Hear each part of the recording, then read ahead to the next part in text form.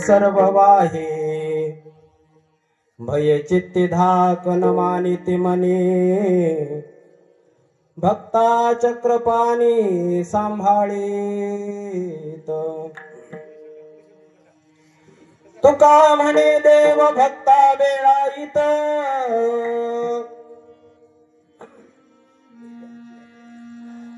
तुका म्हणे देव भक्ता वेळाईत भक्त ते निश्चिंत त्याची आणे भय चित्ती धाक न मानिति मने भक्ता चक्रपाणी सांभाळीत पांडुरंगा करू प्रथमान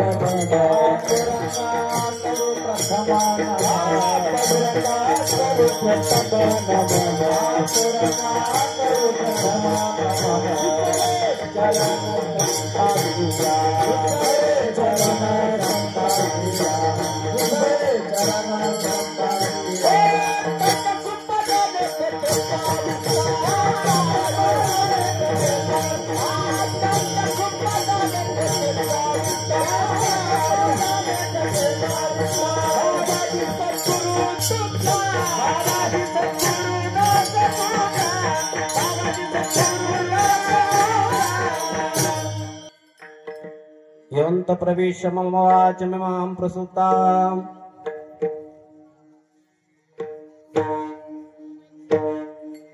सञ्जीवयत्यखिल शक्तिधर स्वधाम्ना अन्यांशहस्तचरण श्रवणत्वगादीन् प्राणान् नमो भगवते पुरुषाय तुभ्यं श्रीज्ञानदेव नमस्कृत्य श्रीनामदेव तथैव च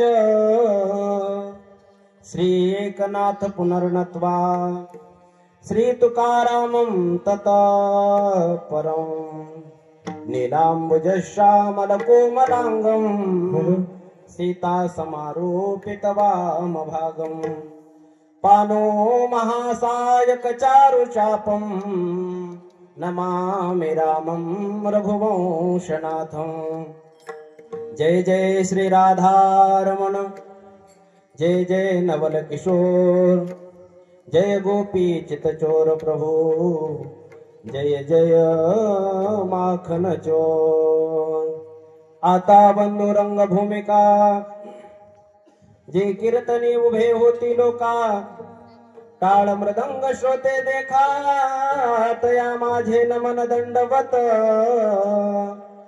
ऐसे नमन करुणी सकळा हरिकथा बोले बोबड्या बोला अज्ञानी म्हणून आपुल्या बाळा चालवी सकळा नामा म्हणे घ्यावी घ्यावी माझी सेवा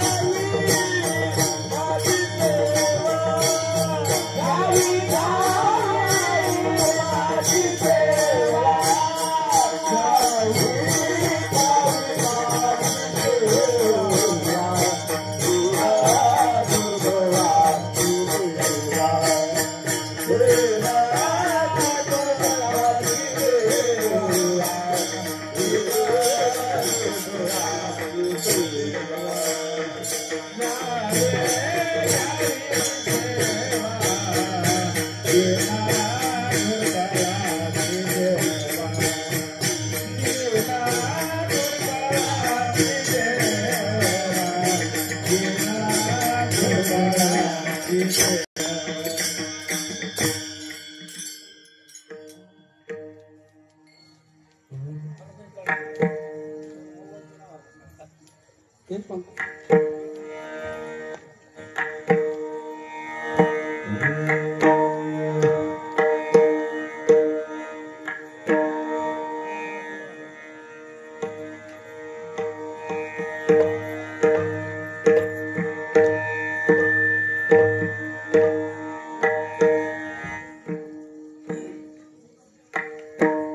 मला काही कळत नाही त्याच्यातलं, तुमचं तुम्हीच बघा. मला बिघडल्याला तेवढं कळत, कसं बिघडलंय ते कळत नाही.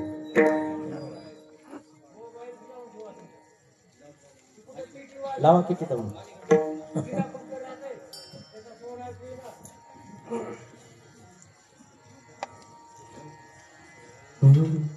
संसार सोहळे भोगिते सकळ, भक्ता त्याचे बळ विठोबाचे, भय चित्ते धाक न मानिती मने, भक्ता चक्रपाणी सांभाळीत. अखिल कोट ब्रह्मांड नायक. असाच आवाज राहू द्या, आता हलवू नका, काहीच करू नका. षडगुण ऐश्वर्य संपन्न रुक्मिणी प्राण संजीवन जगदाधार भगवान पंढरीश परमात्म्याच्या कृपेने, विश्वमाऊली ज्ञानोबरायांच्या कृपेने, वैराग्य राग रसिक संत श्रेष्ठ जगद्गुरु तुकाराम महाराज यांच्या कृपाशीर्वादाने आणि सर्व ग्रामस्थांच्या उत्तुंग परमार्थिक भावनेतून, सहकार्यातून आणि परमपूज्य आदरणीय गुरुवर्य महाराजांच्या आशीर्वादाने संपन्न होत असलेला गेले 53 वर्ष झालं अविरत अखंड असलेला हा अखंड हरिनाम सप्ताह आणि 53व्या वर्षामध्ये आपण या ठिकाणी सर्व पदार्पण करत आहोत. 53व्या वर्षातलं हे तिसरं कीर्तन पुष्प सर्व ग्रामस्थांच्या वतीने माझ्यातर्फे आलेलं आहे, माझ्याकडे आलेले आहे. मग 1-1.5 तास आपल्याला या अभंगाला न्याय देण्याचा प्रयत्न करायचे. त्याच्यावर थोडस चिंतन, जसं आपल्या बुद्धीला पचेल रुचेल असं चिंतन करण्याचा प्रयत्न करायचे. संत श्रेष्ठ जगद्गुरु तुकोबाराय या अभंगातून संसार सोहळा हे सगळेच भोगतात, भोगिते सकळ, पण भक्ताला मात्र त्याचा त्रास होत नाही. भगवान परमात्मा त्याचं दुःख काही होऊ देत नाही. का? भक्ता त्याचे बळ विठोबाचे. आणि त्याच्यामुळे संतांना या संसाराची भीती नाही, धाकही नाही. भय चित्ती धाक न मानिते मनी. का बरं? तर भक्ता चक्रपाणी सांभाळीत. चक्रपाणी परमात्मा असणारा भक्तांना सांभाळतो, त्याच्यामुळे त्यांना भयही नाही आणि धाकही नाही. मग तुकोबारायांना प्रश्न केला, महाराज तुम्ही म्हणता संसाराचं यांना दुःख नाही, जन्म मरणाचा धाक नाही, भय नाही, परंतु या संसाराला असलेलं उपादान, जन्म मरणाला असलेलं उपादान, पाप पुण्य तरी त्यांना लागत असेल ना? तुकोबाराय म्हणतात तेही त्यांना लागत नाही. पाप पुण्य त्याचे धरून शके अंग, भक्ता श्रीरंग सर्व भावे. पाप पुण्य त्यांना स्पर्श करू शकत नाही. आणि त्यांची अशी स्थिती आहे, ते मुक्त होण्याच्या स्थितीला असताना सुद्धा ते म्हणतात आम्हाला मुक्त नको व्हायचं. नवती ते मुक्त, नवती ते मुक्त शब्दाचा अर्थ आहे ते मुक्त नाहीत असं नाही. त्यांच्या मनाने स्वतः म्हणतात आम्हाला मुक्त व्हायचं नाही. का बरं? तर आम्हाला संसार आवडतोय, जन्म मरण आम्हाला आवडतंय. नवती ते मुक्त आवडे संसार. आवाज बिघडला असेल, काय केलं की आले? 50% लावा म्हटलं होतं, बिघडला ना आवाज.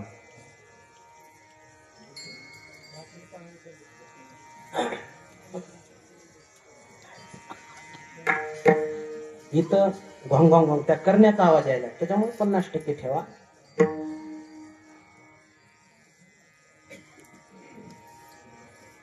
आणि तुकोबाराय बोलतात जन्म मरण रूपी संसारामध्ये असताना त्या संत महात्म्याला, भक्ताला कोणत्याही प्रकारचं भय नाही, भीती नाही, चिंता नाही.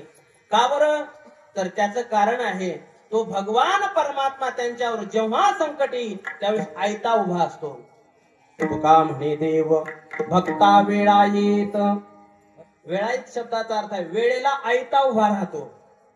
आणि त्यामुळे भक्त एवढं दुःख असताना सुद्धा भक्त निश्चिंत असतात आणि त्यांना भयही नाही आणि चिंताही नाही, धाकही नाही. विठाला विठाला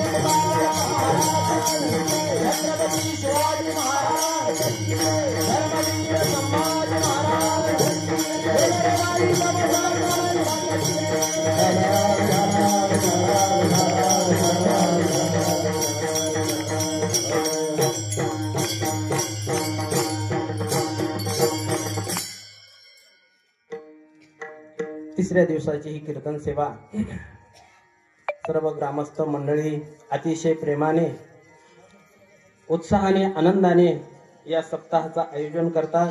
त्याबद्दल सर्व ग्रामस्थांना द्यावे तेवढे धन्यवाद थोडे आहेत. आणि या सप्ताहाकरिता कीर्तनाकरिता सात्संगत करण्याकरिता परिसरातील सर्व गुणीजन मंडळी आज उपस्थित आहेत. त्यामध्ये हरिभक्तपरायण आदरणीय आमचे त्र्यंबकांना आहे, आदरणीय बाबा महाराज आहेत, भामदास महाराज आहेत, जायबाई महाराज आहेत, इकडे दशरथ महाराज आहेत, त्याचबरोबर आदरणीय दिलीप गुरुजी आहेत, नामदेव गुरुजी आहेत, नागनाथ आप्पा आहेत, बालासाहेब अण्णा गोरटे आहेत, माधव महाराज, अंकुश महाराज आणि सर्व गावातील राजकीय सामाजिक शैक्षणिक क्षेत्रातील सर्व मंडळी आणि मातृवर्ग पितृवर्ग या ठिकाणी उपस्थित आहे. त्याचबरोबर आमचे बालगोपाळ हे अतिशय नटून थटून उपस्थित आहे. त्याबद्दल सर्वांना द्यावे तेवढे धन्यवाद थोडे आहेत. विठाला विठाला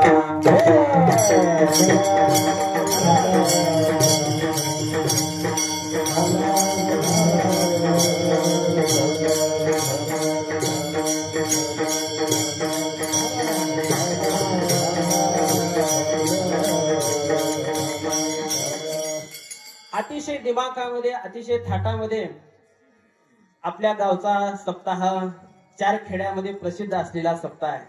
एवढे गुणीजन मंडळी, उत्कृष्ट गायनाचार्य, उत्कृष्ट मृदंगाचार्य, एवढे सगळेजण कुठं नसतात. कुठं कोणी गैरहजर असतं, कोणी कुठं गैरहजर असतं, पण सगळे या ठिकाणी उपस्थित असतात. त्यामुळे यांच्यामुळे या सप्ताहाला अतिशय भव्य दिव्य असलेली शोभा आहे. ही सर्व गंधर्वाची सभा आहे. मी विनोदानं सांगत असतो, हे सगळे सूर आहेत.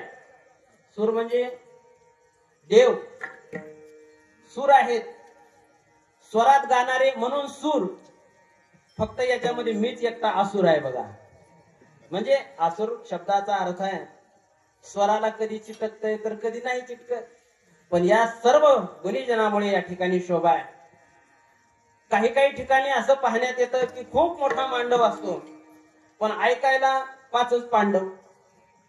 पण इथं पाहिलं तर पहिल्या दिवसापासून मंडप भरलेला असतो. कुठं कुठं गुणीजन वाजवणारे असे असतात की दुखतय खोब्यात, दुखतय खोब्यात, देखना खपना देखना खपना असंच वाजवत राहतात. पण आमचे तरुण तडफदार उत्कृष्ट मृदंगाचार्य विष्णू महाराज आणि एका बाजूला उत्कृष्ट मृदंगाचार्य दिलीप गुरुजी सुद्धा या ठिकाणी उपस्थित आहेत. गायनाचार्य मंडळीचं बोलायचं झालं तर सर्व मंडळी परिपक्व झालेली मंडळी आहे पाठांतराच्या बाबतीत आणि सर्व गोष्टीच्या बाबतीमध्ये. नाहीतर कुठं कुठं असं असतं. मी आणि त्र्यंबकांना इथं जवळच कीर्तनाला गेलो होतो, गावाचं नाव सांगणार नाही. हा, शिवरात्रीला कीर्तनाला गेलो होतो. अण्णाच्याही लक्षात आला असेल आता. अण्णा एकटेच म्हणायला आणि तिथं सगळे गावकरी म्हणायला. मग अण्णा म्हणायला लागले, शिव भोळा चक्रवर्ती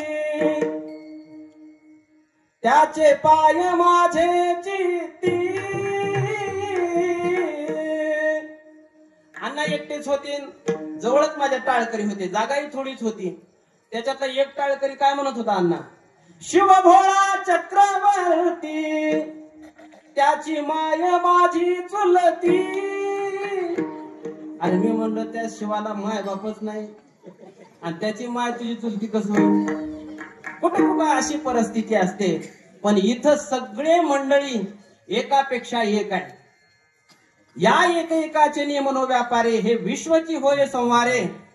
येत एकला न पुरे नागनाथ आप्पा. पाठांतराच्या बाबतीमध्ये नागनाथ आप्पा, त्र्यंबकांना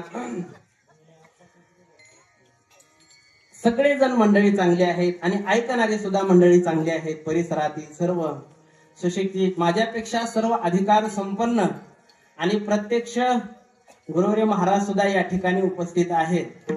आपल्याला त्यांच्या आशीर्वादाने महाराज पाठीमागे आहेत आणि पाठीमागून असा हात करतात, भिवू नकोस मी तुझ्या पाठीशी आहे. महाराजांचाही कृपा आशीर्वाद आहे आणि त्यांच्याच आशीर्वादाने हे सर्व भव्यता आणि दिव्यता विठाला विठाला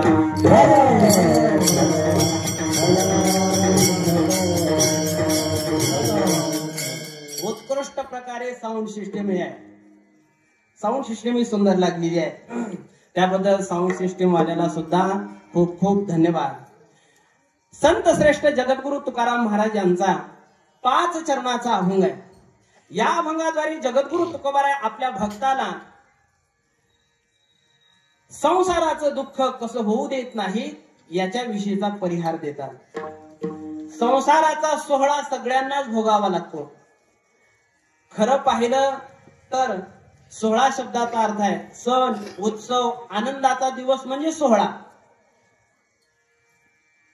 आपली भारतभूमी जी आहे ती सोहळा प्रधान आहे, संस्कृती प्रधान भारतभूमी आहे. तसं पाहिलं तर प्रत्येक देशाचं एक एक वैशिष्ट्य आहे. आपल्या भारताचं वैशिष्ट्य संस्कृती प्रधान आहे, सोहळा आहे. आपल्याकडे प्रत्येक गोष्टीचा सोहळा होतो.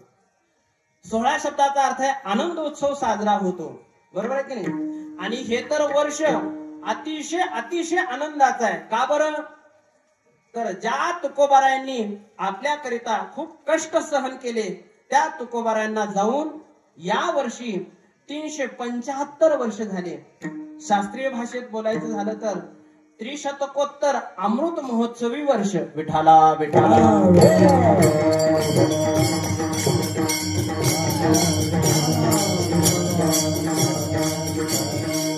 तुकोबारायांचं वैकुंठ गमन झालं 1571 ला. शालिवाहन शके 1571 ला तुकोबारायांचं वैकुंठ गमन झालं. फाल्गुन वद्य द्वितीया, शालिवाहन शके 1571. आणि आता काय चालू आहे शक कोणाला सांगता येत का?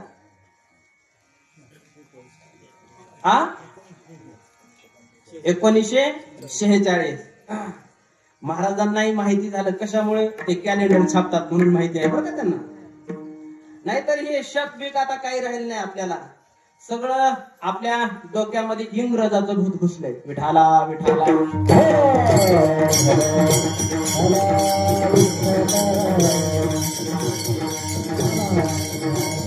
1571 ला वैकुंठ गमन झालं. मग 1600 ला किती वर्ष कमी? 29 वर्ष कमी. ते 29, 1700, 1800, 1900 हे 300. 329 प्लस 46 किती झाले पोरांनो? आणखी परत सांगतो. 300 प्लस 29 प्लस 46.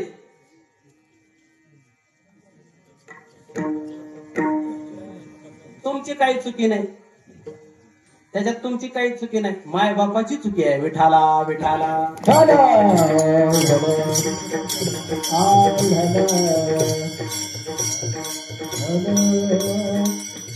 300 अधिक 29 अधिक 46 बरोबर 375 होतात. आणि हे वर्ष वैकुंठ गमनाचा अमृत महोत्सवी वर्ष आहे.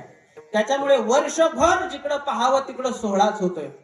का बरं सोहळा होतोय तर त्याचं कारण आहे, आपली ही भारत भूमी सोहळा प्रधान आहे. विठाला विठाला.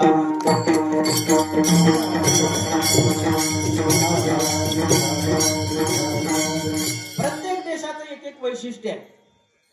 अमेरिकेचं काय वैशिष्ट्य आहे? अमेरिकेचं वैशिष्ट्य सांगत असताना एका तत्वज्ञाने सांगितलं, अमेरिकेचं वैशिष्ट्य आहे की अमेरिका हा देश लावालाव्या करणारा देश आहे म्हणतात. लावालाव्या करणारा. आता आपण सध्या 3ऱ्या महायुद्धाच्या टप्प्यावर आहोत. 2 महायुद्ध झाले. पहिलं महायुद्ध झालं त्याला कारण अमेरिकाच होती. दुसरंही महायुद्ध झालं त्याला कारण सुद्धा अमेरिकाच होती. आणि आता 3रं महायुद्ध ज्या वेळेस होईल त्याला सुद्धा कारणीभूत कोण असेल तर अमेरिका असेल. आता सध्या रशिया आणि युक्रेनचं युद्ध चालू आहे बघा. आणखीन चालूच आहे. किती दिवस झालं तरी चालू आहे. त्याला सर्वस्व जबाबदार अमेरिका आहे. युक्रेन हा देश रशियाचाच आहे. आणि त्या रशियातून बाहेर निघण्यासाठी अमेरिका कारणीभूत. आणि नाटोच्या संघटनेमध्ये जाण्यासाठी सुद्धा अमेरिकाच कारणीभूत. आणि नंतर युद्धाला सुद्धा कारणीभूत अमेरिका. म्हणजे अमेरिका हा देश लावालाव्या करण्याचं वैशिष्ट्य अमेरिकेकडे आहे. म्हणून बघा अमेरिका एवढी प्रगतशील आहे, एवढी श्रीमंत आहे, सगळ्या गोष्टीने अनुकूल आहे. परंतु त्या अमेरिकेचं महत्व, त्या अमेरिकेची किंमत कधी वाढली नाही. जसं भारताचे गोडवे गायले जातात तसं अमेरिकेचे गोडवे गात नाही. भारताचे गोडवे आपणच गातो असं नाही, संपूर्ण जग भारताचे गोडवे गात आहे. पण अमेरिकेचे गोडवे मात्र कोणी गात नाही. कारण लावालाव्या करणाऱ्याची किंमत कधीच वाढत नाही. आता बघा, आता सगळ्या वस्तूचे भाव वाढले, फक्त शेतमालाचे भाव वाढले नाही. नाहीतर कपड्यांचे भाव वाढले, गाड्यांचे भाव वाढले, पंचे सुद्धा भाव वाढले. गायकाचे सगळ्यांचेच भाव वाढले. पण मला सांगा, काड्याच्या पिठीचा भाव वाढलाय का? नाही. का बरं वाढत नाही? तर त्याचं कारण आहे, लावालाव्या करणाऱ्याचा कधी भाव वाढत नाही, कधी किंमत वाढत नाही. मग बाया असू द्या किंवा गडी असू द्या. विठाला विठाला.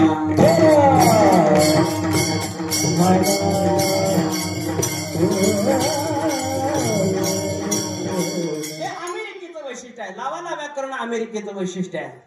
दुसरा देश आहे रशिया. रशियाचं काय वैशिष्ट्य आहे? आधुनिक तंत्रज्ञान, आधुनिक युद्ध सामुग्री जगाच्या पाठीवर सगळ्यात मोठी रशियाकडे आहे.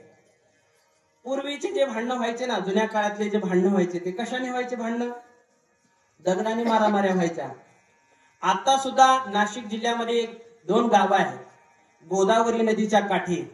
एकाचं नाव आहे संवत्सर आणि दुसऱ्याचं नाव आहे कोकमठाण.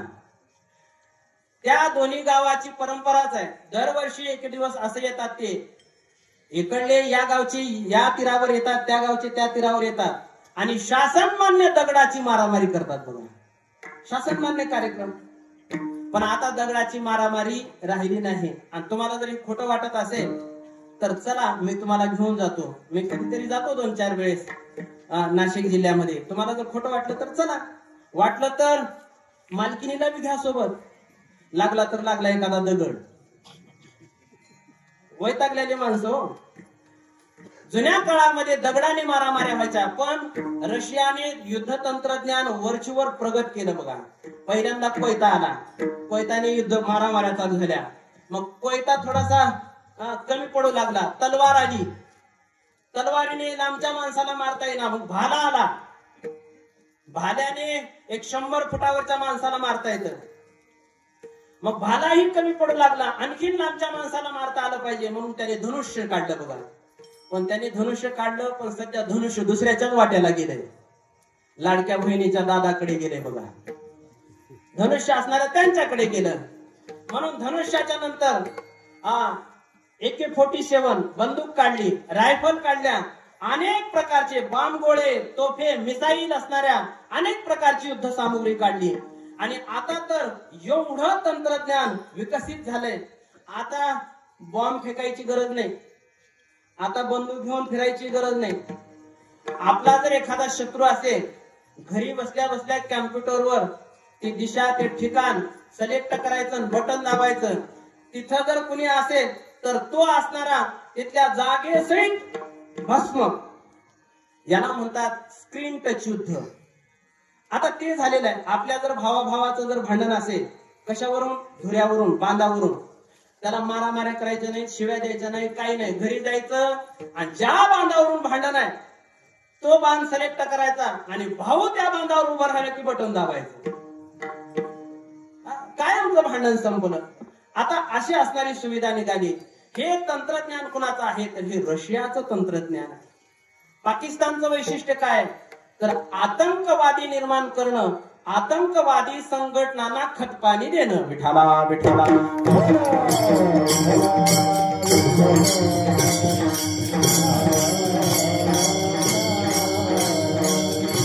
आतंकवादी जे निर्माण होतात ते पाकिस्तान मधून निर्माण होतात. आपल्याही भारत देशामध्ये काही त्या अवलादी आहेत बघा. वंदे मातरम म्हणत नाहीत, भारत माता की जय म्हणत नाहीत आणि दगड मारल्याशिवाय राहत नाही. आता काल परवा नागपूरला किती मोठी दंगल झाली की नाही? काही झालं असेल, त्यांच्या कोणी धर्मग्रंथाचा काही वगैरे अपमान केला असेल. आपल्याही खूप होतो, हिंदू धर्मीयांचा तर सतत अपमान होतो, पण हिंदू धर्मीयांनी कधी दगडफेक केली नाही, कधीही दंगल घडवली नाही. पण ते दंगलीला सहज सहज असणाऱ्या तयारच असतात. त्यांची सगळी पूर्ववत तयारी असते. का बरं? तर ही भारत देशाची पिलावळ नाही, ही पाकिस्तानची पिलावळ आहे. विठाला विठाला. आतंकवादी निर्माण करणं हे पाकिस्तानचं वैशिष्ट्य आहे. आणखी चीनचं एक वैशिष्ट्य. चीनचे दोन वैशिष्ट्य सांगतो. एक अर्वाचीन वैशिष्ट्य आता सध्या आणि एक पूर्वीचं वैशिष्ट्य. चीनचं वैशिष्ट्य हे आहे की बनावट वस्तू निर्माण करण्यामध्ये चीनचं वैशिष्ट्य आहे बघा.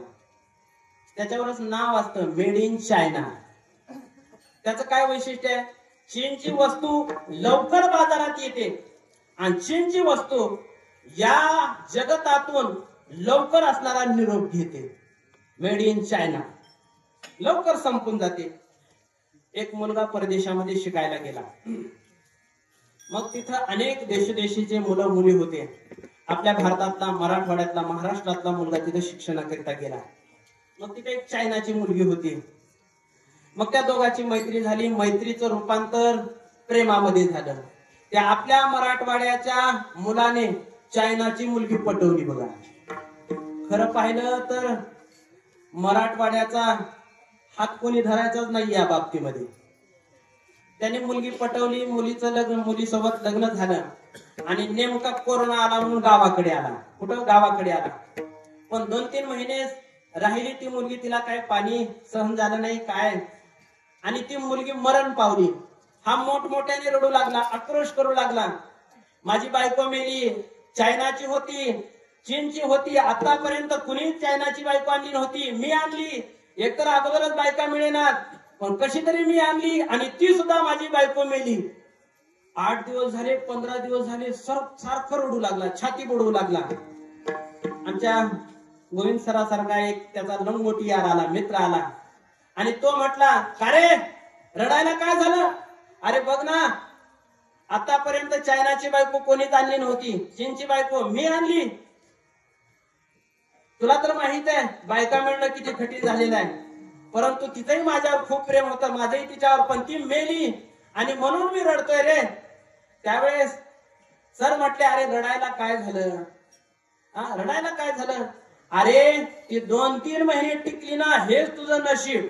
कारण चायनाचा माल टिकणार तरी किती दिवस? मेड इन चायना म्हणजे चायनाच्या वस्तू लवकर बाजारात येतात आणि लवकर संपतात. हे वैशिष्ट्य. विठाला विठाला.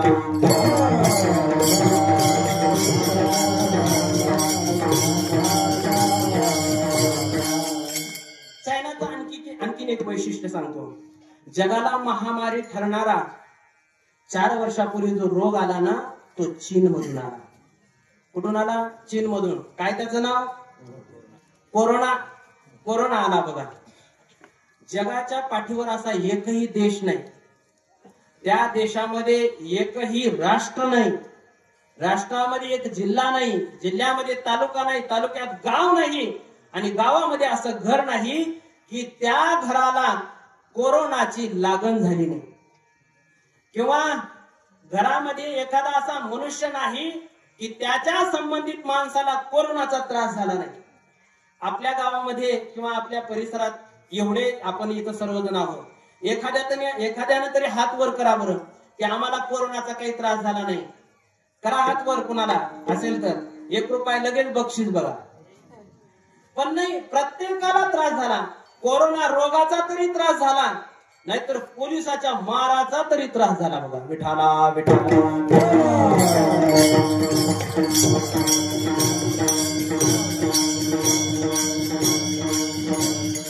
त्यावेळेला एवढे लोक त्रस्त झाले होते महाराज. पोलिस तर अशा हाणायचे बघा, अशा हाणायचे. आपल्या गावामध्ये सुद्धा कितीतरी वेळेस पोलिसांनी हाणलं होतं. एखादा तर हात मोडला होता, पोलिसाची काठी लागून मोडला होता की नाही. कोरोना रोग, कोरोनाची महामारी हे चीनचं वैशिष्ट्य आहे. त्या कोरोनाच्या काळामध्ये एक मनुष्याला पोलिसांनी असा हाणला बघा, असा हाणला, त्याच बसायची जागा अशी लालबुंद झाली, सुजली जागा.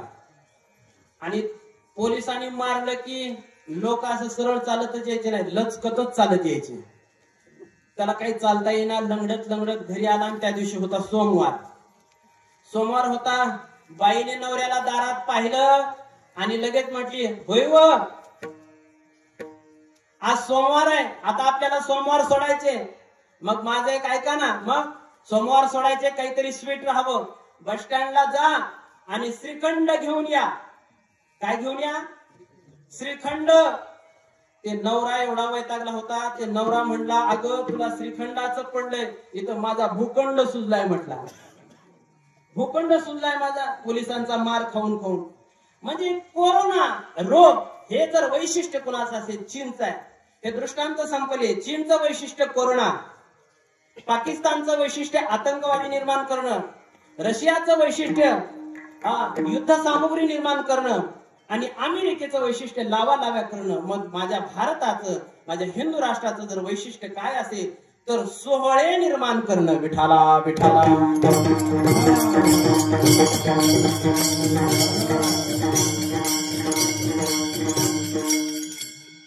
आपल्या भारत देशामध्ये सूर्यनारायण प्रगट होत असताना रोजच्या दिवशी सूर्यनारायणाची किरणं भूमीवर पडल्यानंतर सूर्यनारायणाची किरणं अशी रिकामी पडतच नाही. त्या दिवसाला काहीतरी महत्व घेऊन येतात, त्या दिवसाला काहीतरी सण घेऊन येतात, त्या दिवसाला काहीतरी उत्सव घेऊन येतात, नवे नवे त्या दिवसाला काहीतरी सोहळा घेऊन येतात. प्रत्येक तिथीला आपल्याकडे महत्व आहे, प्रत्येक तिथी विशेष आहे. आपल्याकडे तिथी पंचांग जर पाहिलं तर प्रतिपदेपासून सुरुवात होते. प्रतिपदा ही पहिली तिथी आहे. प्रतिपदा वर्षामध्ये 24 येतात, बरोबर आहे की नाही. आणि मग प्रत्येक प्रतिपदेला वेगळं वेगळं महत्व आहे. चैत्र शुद्ध प्रतिपदा काय असतं त्या दिवशी? गुढीपाडवा असतो. प्रतिपदेचं महत्व. त्याचबरोबर दिवाळीमध्ये एक प्रतिपदा येते बघा, काय म्हणतात तिला? बली प्रतिपदा म्हणतात किंवा दिवाळीचा पाडवा म्हणतात. म्हणजे हे प्रतिपदेचं वैशिष्ट्य. प्रत्येक प्रतिपदेला काही ना काही वैशिष्ट्य आहे, काही ना काही सण आहे. प्रतिपदा झाली का द्वितीया येते. द्वितीया म्हणजे दुसरी तिथी आहे. द्वितीया शब्दाचा दुसरा अर्थ, द्वितीयेला एक टोपण नाव आहे, त्याला म्हणतात बीज. बीज. आणि मग प्रत्येक द्वितीयेला वेगळे वेगळे वेगळे वेगळे सोहळे आहेत. ज्या दिवशी बहीण भावाला ओवाळते त्या दिवसाला काय म्हणतात? भाऊबीज म्हणतात, बरोबर आहे की नाही. ज्या दिवशी धर्मनाथांना नवनाथांचा अनुग्रह झाला त्या तिथीला धर्मबीज म्हणतात, त्या द्वितीयेला धर्मबीज म्हणतात. आणि सगळ्यांच्या परिचयाची बीज म्हणजे तुकाराम बीज. फाल्गुन वद्य द्वितीया त्या दिवशी संत श्रेष्ठ जगद्गुरु तुकाराम महाराज मानवी तनु घेऊन वैकुंठाला गेले. प्रयाण काळी देवे विमान पाठविले.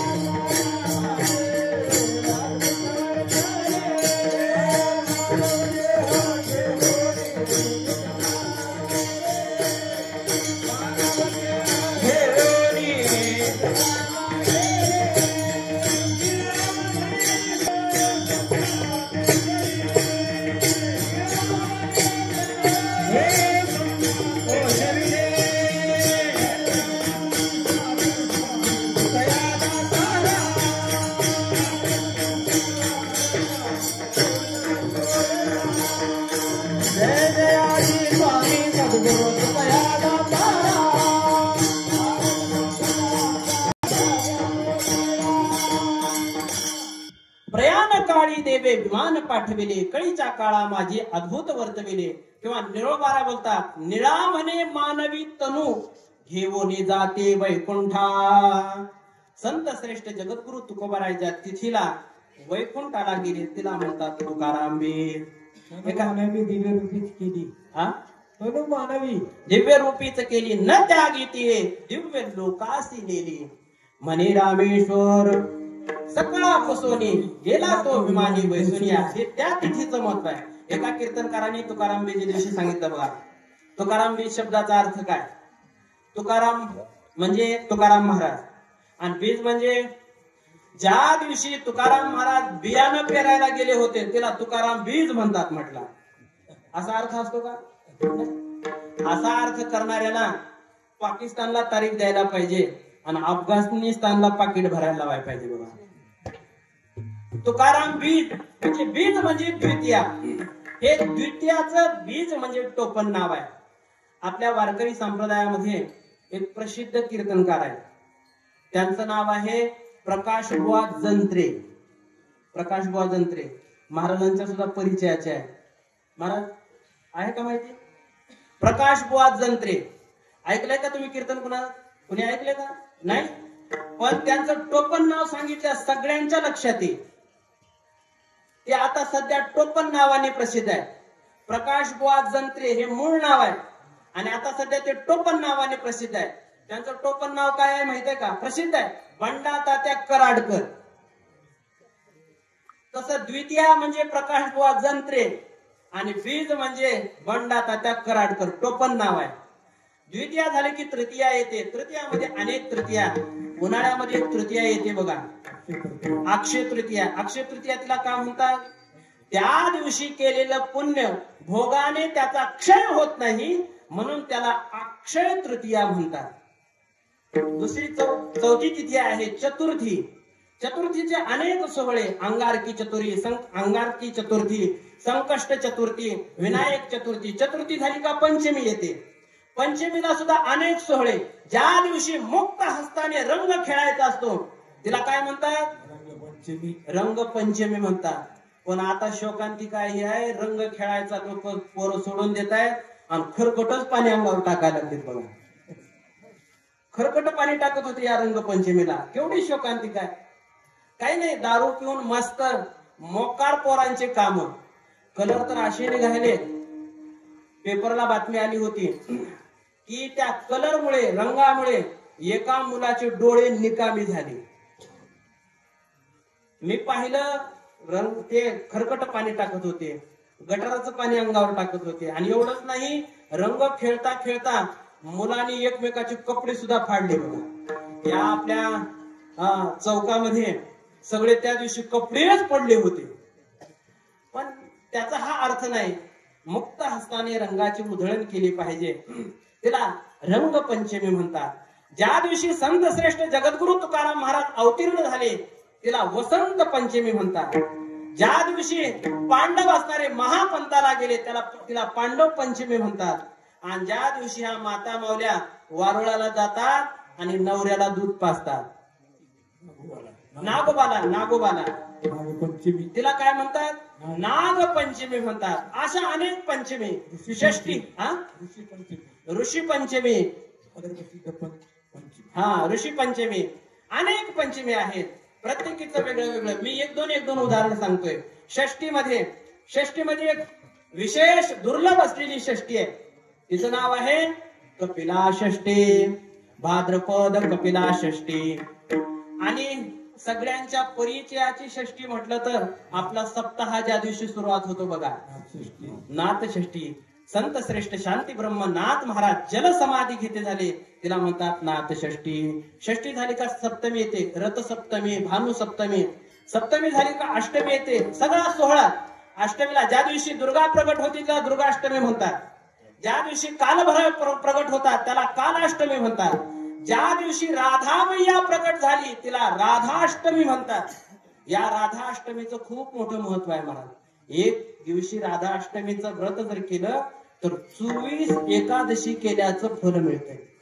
ज्या दिवशी कृष्ण कन्हैया प्रगट झाले त्याला गोकुळ अष्टमी म्हणतात. अष्टमी झाली की नवमी येते. रामदास स्वामी प्रगट झाले, जन्मले ती दास नवमी. प्रभू रामचंद्र परमात्मा असणारे प्रगट झाले ती रामनवमी. रामनवमी झाली का दशमी येते.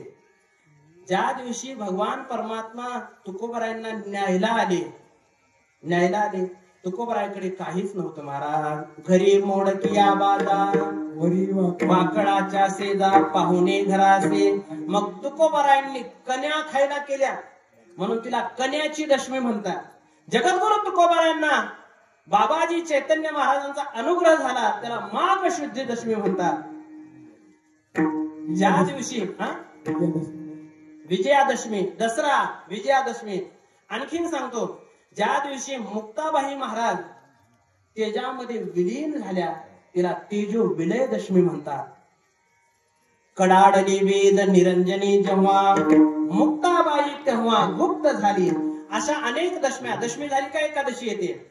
मोक्ष देते तिला मोक्षदा एकादशी म्हणतात. कामना पूर्ण करते तिला कामदा एकादशी म्हणतात. ज्या दिवशी भगवान परमात्मा झोपतो तिला देवशयनी एकादशी म्हणतात, म्हणजे आषाढी एकादशी. भगवान परमात्मा झोपल्यानंतर 2 महिन्याला एका अडंगावर होतो, कुस बदलतो, तिला परिवर्तिनी एकादशी म्हणतात. आणि ज्या दिवशी भगवान परमात्मा उठतो त्या एकादशीला प्रबोधनी एकादशी म्हणतात. आषाढी एकादशी म्हणजे देवशयनी एकादशी. आणि भगवान परमात्मा उठतात ती एकादशी म्हणजे कार्तिकी एकादशी. म्हणून आमच्या संतांनी किंवा देवानी सांगितलं, आषाढी कार्तिकी विसरू नका मग सांगत असे गोज पांडुरंग. एकादशी झाली. आणखीन एक एकादशी सांगतो, जी एकादशी आपण कुणी धरतच नाही बघा. तुम्ही म्हणाल कोणती धरत नाही एकादशी? तिचं नाव आहे निर्लज्जा एकादशी. निर्लज्जा नाही, निर्जला एकादशी. आपण ती कधी धरतच नाही. निर्जला म्हणजे कमीत कमी त्या एकादशी दिवशी पाणी सुद्धा पिता कामा नये, ती निर्जला एकादशी. अनेक प्रकारच्या एकादशी आहे. एकादशी झाली का द्वादशी, चैतन्य द्वादशी. ज्या दिवशी जगद्गुरु तुकोबारांचे गुरु समाधीस्थ झाले त्याला चैतन्य द्वादशी म्हणतात. संत श्रेष्ठ शांती ब्रह्म नाथ महाराजांना ज्ञानोबरायांचा अनुग्रह झाला, दर्शन झालं, तिला पर्वकाळ द्वादशी म्हणतात. पर्वकाळ द्वादशी दिली सामुग्री आम्हासी. द्वादशी झाली का त्रयोदशी येते. त्रयोदशी मध्ये अनेक उत्सव, अनेक संत महात्म्यांचे समाधी सोहळे त्रयोदशीला आहे. कार्तिक वद्य त्रयोदशी ज्ञानोबरायांचा समाधी सोहळा. मार्गशीर्ष वद्य त्रयोदशी सोपन काकाचा समाधी सोहळा. वैशाख वद्य त्रयोदशी चोखोबरायांचा समाधी सोहळा. आणि चैत्र वद्य त्रयोदशी संत श्रेष्ठ गोरोबा काकांचा समाधी सोहळा. त्रयोदशी दिवशी अनेक त्रयोदशी आहेत. त्रयोदशी झाली का चतुर्दशी येते. चतुर्दशी मध्ये अनेक सोहळे. दिवाळीमध्ये एक चतुर्दशी येते बघा. कोणती असते ती चतुर्दशी?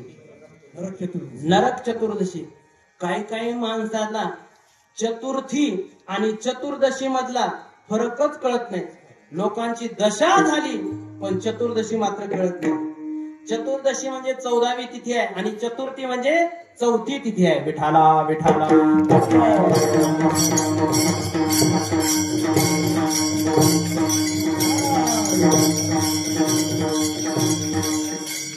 चतुर्दशी झाली का मग पौर्णिमा येते. पौर्णिमेमध्ये सुद्धा अनेक पौर्णिमा.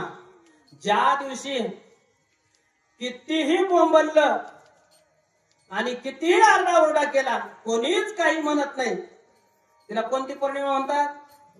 होळी पौर्णिमा. तुला ध्यानात आहे, होळी पौर्णिमा म्हणतात. हुताशनी पौर्णिमा आहे. ज्या दिवशी बहीण आपल्या लाडक्या भावाला राखी बांधते तिला राखी पौर्णिमा म्हणतात. पौर्णिमा झाली का आणि त्याच परत तिथ्या येतात. आता या वद्य पक्षातल्या आता एकच सांगतो, अमावस्या. अमावस्या तिथी सांगतो.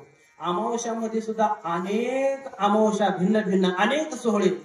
अमावस्या जर शनिवारी आली तर तिला काय म्हणतात?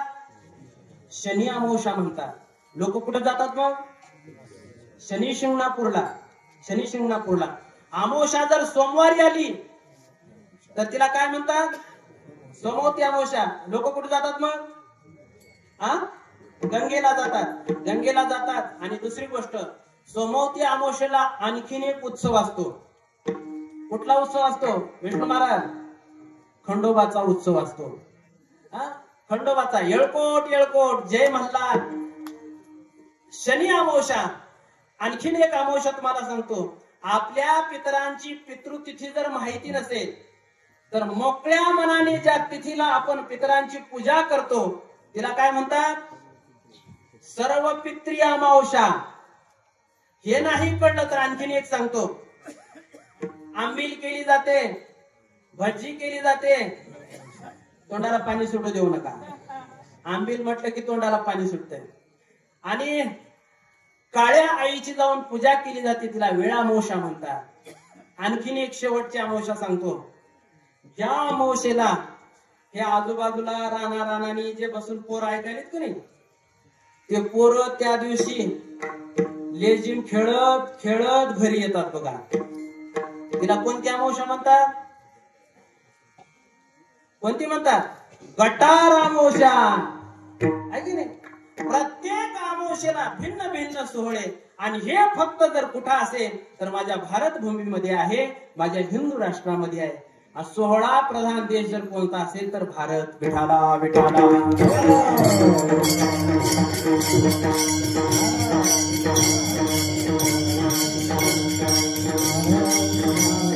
मग त्या सोहळ्याचे शास्त्रकारांनी दोन प्रकार केले. शास्त्रकारांनी दोन प्रकार केले. एक सर्व भूक सोहळा आणि एक क्वचित भूक सोहळा. सर्व भूक सोहळ्याचा अर्थ आहे, शास्त्रकारांनी त्याची व्याख्या केली. सर्वे भुंक्ते इति सर्व भूक. सर्वांना ज्याचा भोग घेता येतो त्याला म्हणतात सर्व भूक सोहळा. आणि क्वचित भुंक्ते इति क्वचित भोग, म्हणजे काही जणांनाच ज्या सोहळ्याचा आनंद घेता येतो, भोग घेता येतो, त्याला म्हणतात क्वचित भूक सोहळा. आणि सर्व भूक सोहळा, सर्वांना ज्याचा उपभोग घेता येतो असा जर कोणता सोहळा असेल जगाच्या पाठीवर तर तो संसाराचा सोहळा आहे. आणि त्याचाच वर्णन जगद्गुरु तुकोबाराय अभंगाच्या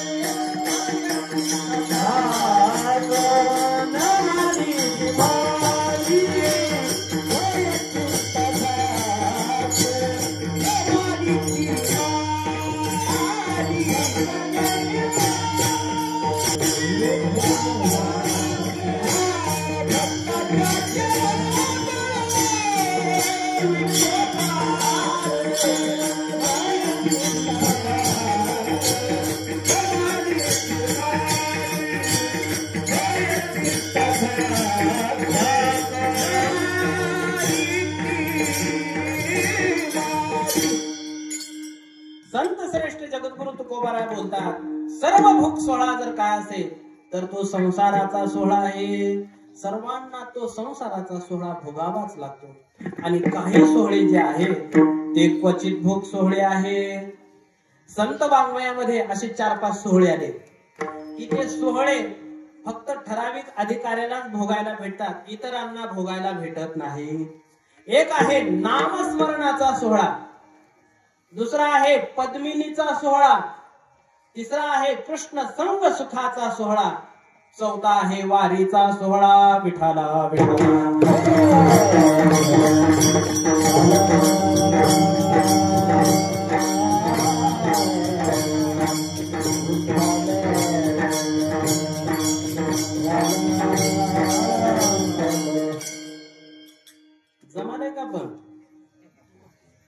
काल वळवाचा पाऊस पडून गेला.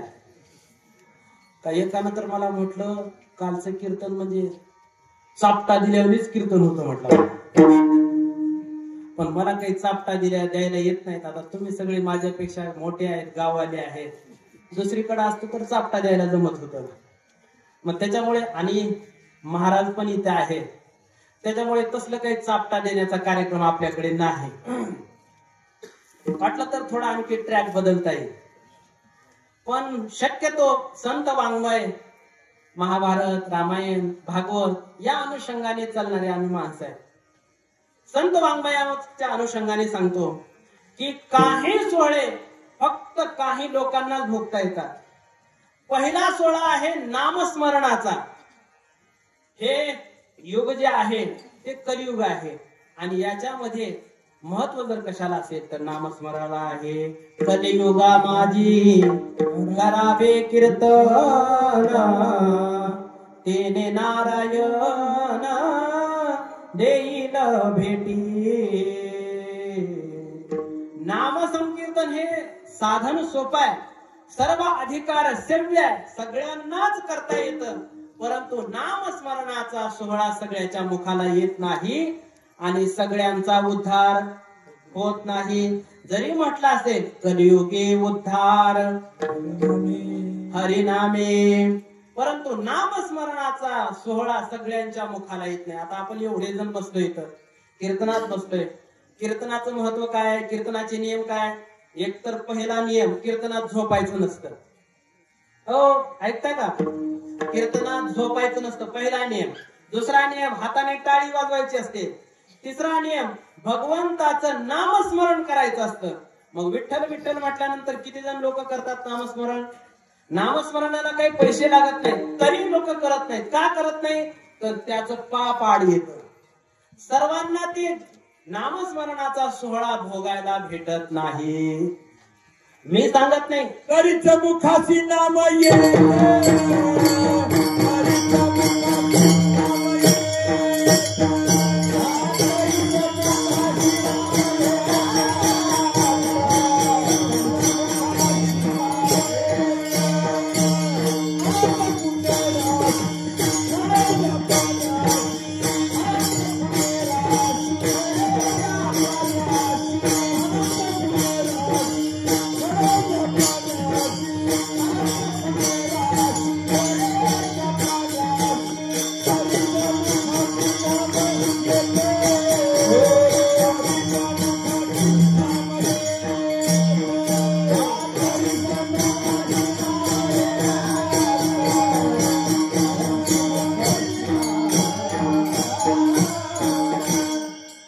तरीच मुखाशी नाम येत, अनंत पुण्यराशी हा, किंवा अनंत जन्मेचे सुकृत पदरी, त्याची मुख्य हरी पैठा होय.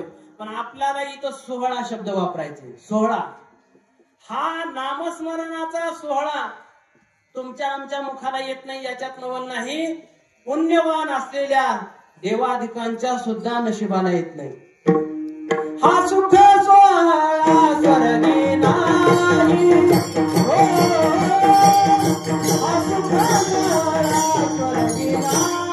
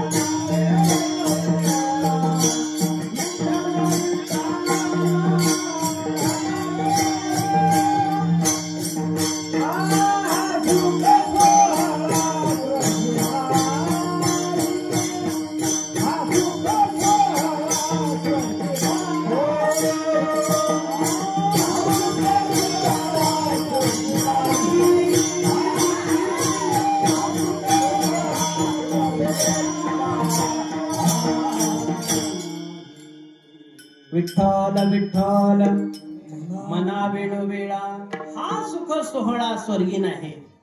पुण्यवान असेल तरी त्याच्या मुखाला नामस्मरणाचा सोहळा येत नाही. मग कुणाच्या मुखाला येतो? शुद्ध चोखा मेळा करी नामाचा सोहळा. नामस्मरणाचा सोहळा. दोघ जण भाऊ होते बघा. सर्वांच्या मुखाला नामस्मरणाचा सोहळा येत नाही. दोघ जण भाऊ. एक भाऊ उत्कृष्ट मृदंगाचार्य आमच्या विष्णू महाराजासारखा, आणि एक भाऊ त्याचा उत्कृष्ट गायनाचार्य. तालुक्यामध्ये जिल्ह्यामध्ये त्यांच्याशिवाय सप्ताहच व्हायचा नाही. दोघ जण अतिशय उत्कृष्ट. काकडा भजन असेल, गाथा भजन असेल, कीर्तन असेल, सप्ताह असेल, सगळ्या गोष्टी यांच्याशिवाय व्हायचंच नाही. संपूर्ण जिल्ह्यामध्ये यांचं नाव. पण कसं असतं, कधी कधी दिव्याखालीच अंधार असतो. या दोघांचं एवढं महत्व जिल्ह्यामध्ये वाढलं, पण त्यांची आई जी होती ना, तिच्या गळ्यात माळही नाही. ती कधी तोंडाने देवाचं नामस्मरण करत नाही, कधी मंदिरात येत नाही, कधी देवपूजा करत नाही. मग त्या मुलांना वाटायचं हे आपण एवढं नावाजलेलो आहोत, एवढं नामस्मरण करतो, आणि आपली आई म्हणजे खरं पाहिलं तर त्यांचे वडील चांगले होते. आणि वडिलांनी त्या दोघांचं नाव, एकाचं नाव ठेवलं होतं राम आणि एकाचं नाव होतं श्याम. पण ती आई एवढी नास्तिक होती बघा, तिला देवदेव आवडत नव्हतं. मग बापाने नाव ठेवलं होतं देवाचं नाव मुखाला येईल म्हणून, पण ही राम आणि श्याम म्हणायची नाही. मग बाळ्यान पिंट्या म्हणायची बघा. काही काही लोकांना लई सवय असते, चांगलं नाव देवाचं नाव ठेवते आणि नको तेच नाव घेते बघा. नको तेच नाव घेते. आपल्या इंग्रजीत आहे ना विनेकरी, आता विनेकरी झाला बघा, चांगला झालाय. पोराचं नाव एवढं सुंदर आहे आणि त्याला लल्या म्हणते बघा. काय म्हणते? लल्या. बरोबर आहे का नाही? खरं नाव काय पोराचं? पार्थ. अर्जुनाचं नाव आहे बघा पार्थ, आणि त्याला लल्या म्हणते. आता त्याचं लग्न झाल्यास आणि बायकोने जर लल्यास त्याला म्हणल्यास, शास्त्र घेऊन उखाणा घेऊन नाव लल्या म्हणल्यास, त्याचं एकट्याच आहे असं नाही. काही लोक लेकराला पिल्लू म्हणते बघा. आता ते काय कुत्रीचं आहे का शेळीचं आहे? आपले चंद्रकांत भाऊ, आता पोराचं नाताचं नाव केवढं सुंदर आहे, अभिराज नाव आहे, आणि त्याला काय म्हणते? गोल्या. कुठं आहे गोल्या? गेला का?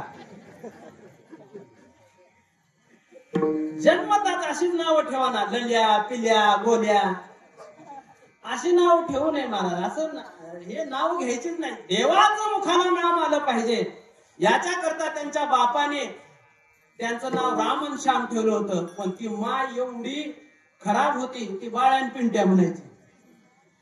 यांना वाटायचं काय करावं काय करावं. मग असाच गावामध्ये सप्ताह.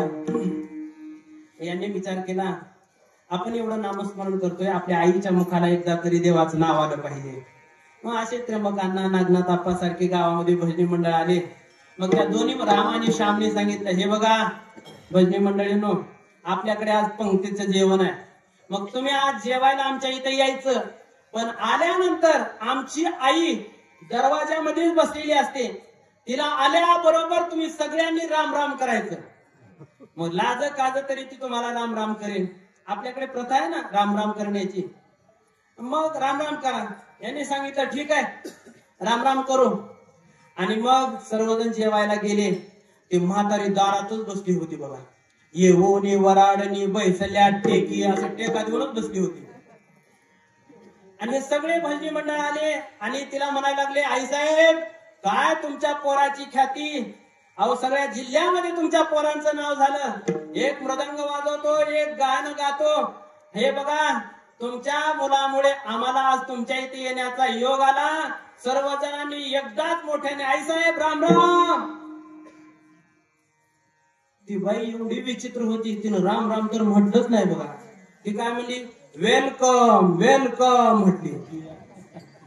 वेलकम म्हटली. सगळे भजनी मंडळ नाराज झाले. जाऊन जेवण केलं. पोरांच्या लक्षात आलं, पोर पुन्हा नाराज झाले. म्हटले एवढी पंगत करून, एवढे भजनी मंडळ बोलून आईच्या मुखाला देवाचं नाव आलं नाही. मग जेवण झालं आणि त्या दोन्ही पोरांनी हात जोडले आणि सगळ्याला सांगितलं, आता एकदाच माझ्या आईला जाता जाता जे हरी करा, राम राम करा. पोरं म्हटले तुझी आई म्हणजे काय कशी आहे ती तुझी आई? अरे राम राम केलं तर वेलकम म्हणायला लागली. आता आपण काही म्हणायला जावं तर दुसरंच काहीतरी म्हणेल.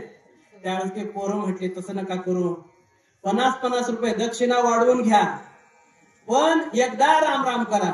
मग काय महाराज सगळे बंदी मंडळ 50 खोके एकदम ओके. हे पैसे म्हटल्यानंतर आम्ही नुसतंच राम राम नाही, चाल लावून राम राम म्हणून म्हटले. आणि सर्वजण जेवण झालं आणि आई साहेबाला म्हटले, आई साहेब जेवण उत्तम प्रकारे झालं, आम्ही निघालो बघा, राम राम, येतो आम्ही, जय हरी. तर ती बाई राम राम म्हटली नाही. मग येतो म्हटलं की बाई म्हटली बाय बाय बाय बाय. अरे कसली बाय बाय, पास करायची bye bye bye bye bye. तिच्या मुखाला देवाचं नामच आलं नाही. भजी सगळे नाराज होऊन गेले. पोराने विचार केला असे हिच्या मुखाला नाव येणार नाही. मग जिवंत असताना 2 पोरं बोलवले आणि म्हातारीला उचललं आणि मंदिरासमोर आणलं. पोरांना वाटलं देवळासमोर नेल्यानंतर तिला विचारू आपण हे काय. देऊळ म्हणण्याच्या नादाने तरी तिच्या मुखाला देव येईल. आणि समोर आणलं मंदिरासमोर, तिला विचारलं आई हे काय आहे. तिनं देऊळ म्हटलीच नाही बघा. ती काय म्हटली, पोरांनो जिथं गाव असतंय ना तिथं हे असतंय. देऊळ म्हटलीच नाही. पोरांना राग आला. पोरं म्हटली इथं नाही म्हणणार, मंदिरात नेऊ. मंदिरात उचलली आणि मारुती समोर नेली. अगं आई हे काय आहे.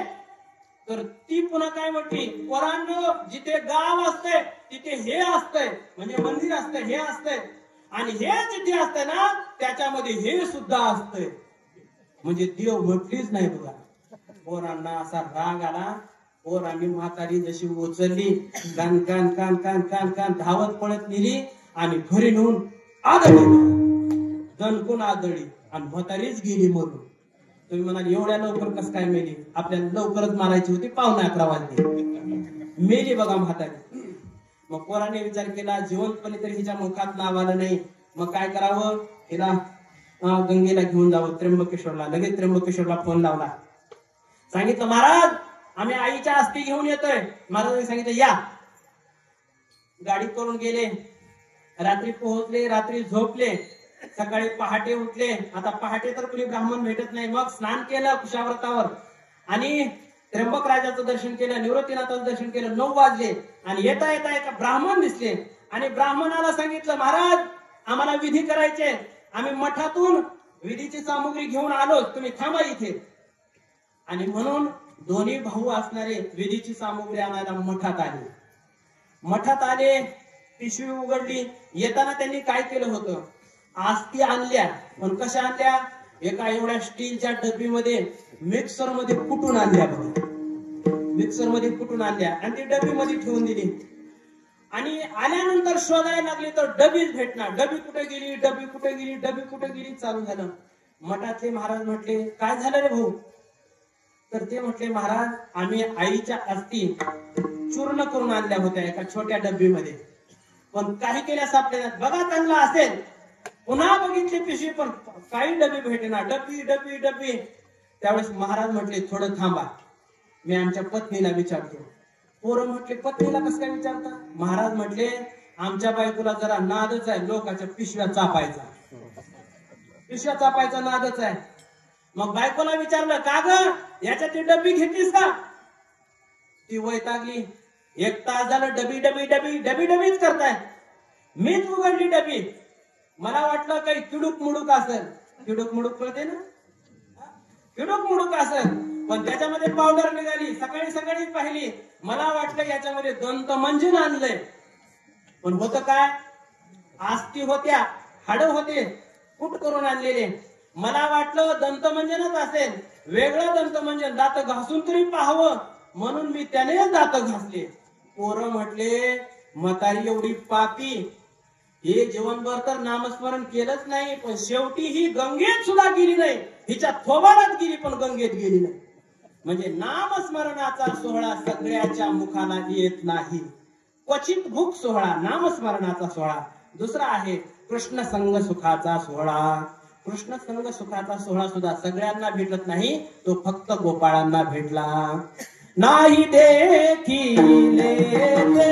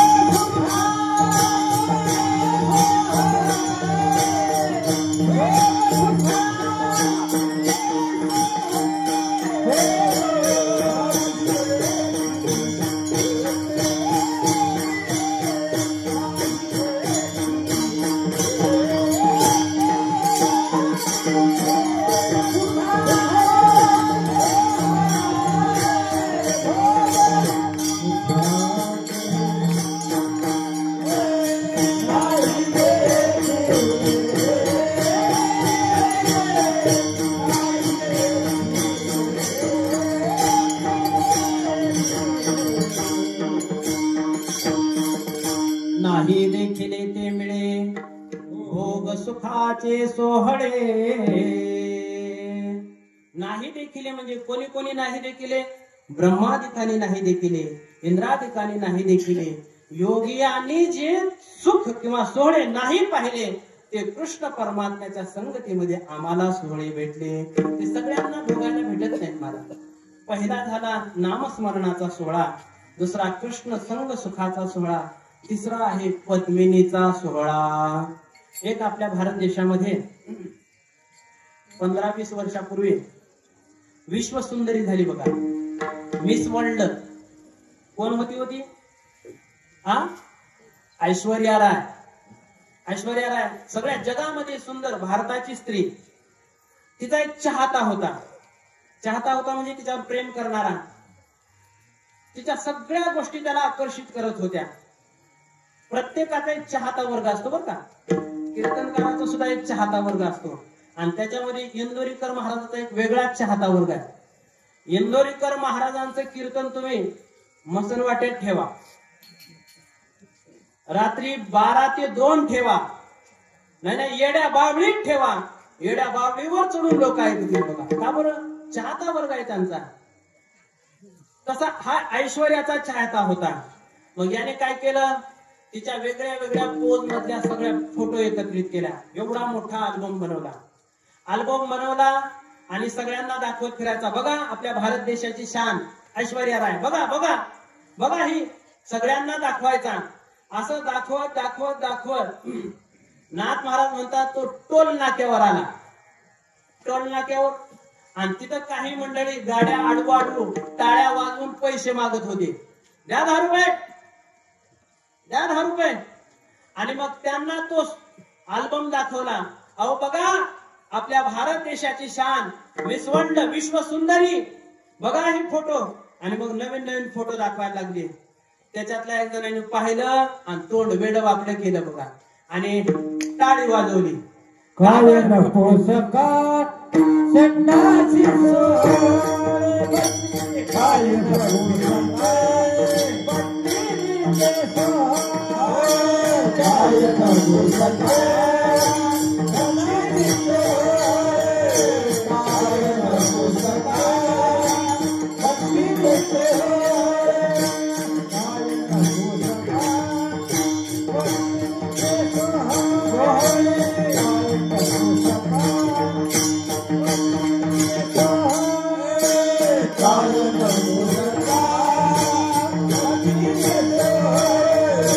काय नको सका पत्नीचे सोहळे.